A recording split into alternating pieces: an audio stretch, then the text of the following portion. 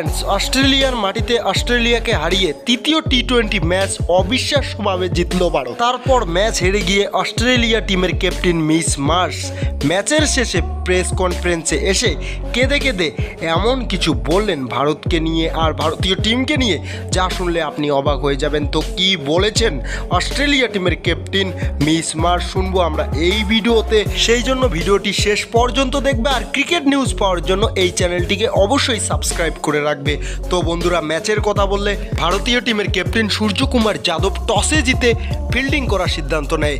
তারপর ব্যাট করতে আসে অস্ট্রেলিয়া টিমের দুই বিধ্বংসী ওপেনার ক্যাপ্টেন মিস মার্শ, তার সাথে ট্রাভিস হেড।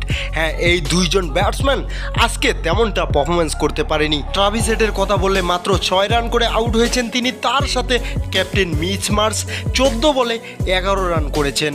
আর 3 নম্বরে ব্যাট করতে আসা জশ ইংলিশ, তিনি 1 রানে আউট হয়েছেন।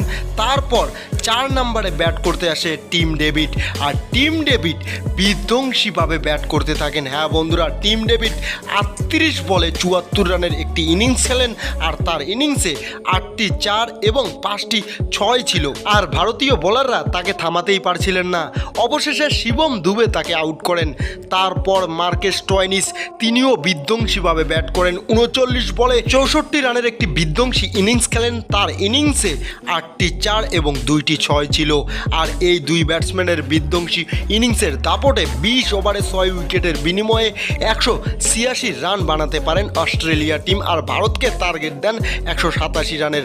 আর ভারতের হয়ে সেই রান তাড়া করতে আসেন শুভমন গিল এবং অভিষেক শর্মা। অভিষেক শর্মা বিধ্বংসীভাবে ব্যাট করে 16 বলে 25 রানের একটি ইনিংস খেলে আউট হয়ে যান।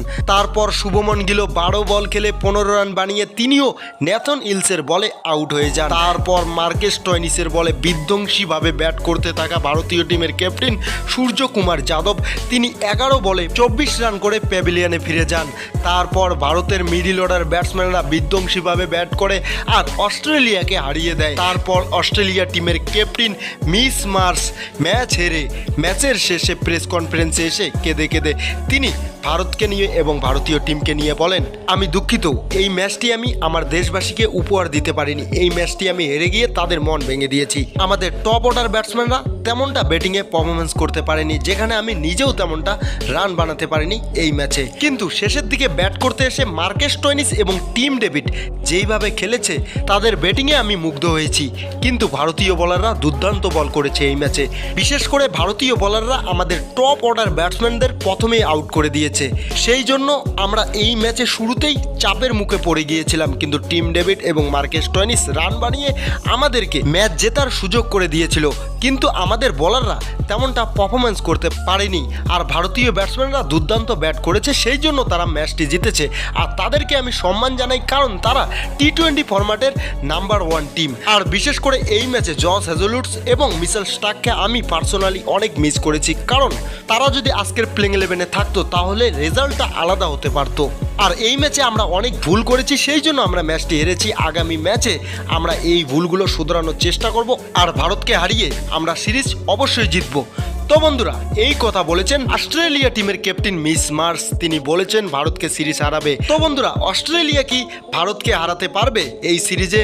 সেটা অবশ্যই আমাদেরকে কমেন্টে জানাবেন। আর এটাই ছিল ভিডিওটা ভালো লাগলে লাইক করো, সাবস্ক্রাইব করো চ্যানেলটাকে। আর ভিডিওটা শেষ পর্যন্ত দেখার জন্য আপনাকে অনেক ধন্যবাদ।